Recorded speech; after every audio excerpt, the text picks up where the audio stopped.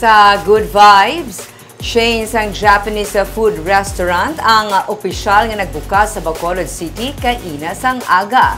Authentic Japanese experience ang ginapromisa sang sining mga kalan-an. May report si Romeo Subaldo. Antes pa man ang grand opening, ginpang pilahan na ang ining mga Japanese restaurant sa The Pavilions at Nara by Rockwell sa Barangay Mandalagan sa Bacolod City sa soft opening pa lang.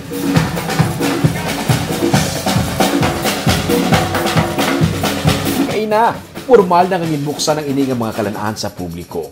Ang Mitsuyado Seimen, isa ka Japanese noodle chain nga nagsugod sa Tokyo, Japan sa 2005.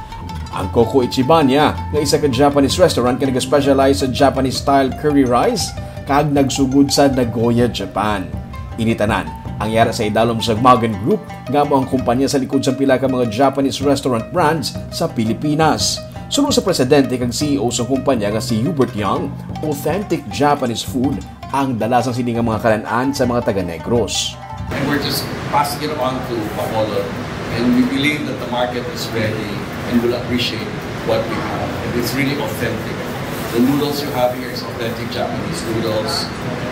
The curry is authentic, real Japanese curry. No shortcuts. The coffee is also from Japan. It's by UCC. So we're just bringing whatever we have out into Bacolod.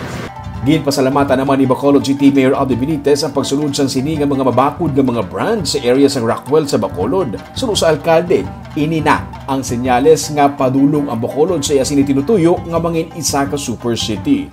We are very, very blessed to have this kind of development here, and it is really ushering Bacolod into a new round of development.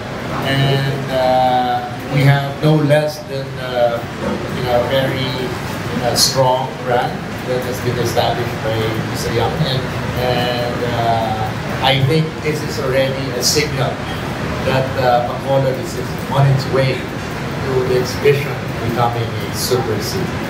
Sunod naman sa presidente kag CEO man sa Rockwell nga si Nestor Padilla, ang pagdalasang siningang mga restaurant sa Bacolod ang kabahay na sa ilaplano nga dalon sa Bacolod ang Ala Makati nga Rockwell. So we think what you've seen in Makati, what we've done, that's what we're bringing here. Bringing here people like our partners, like Mr. Hubert Young. So you'll see a lot more as we develop Nara and as we start developing Rockwell Center.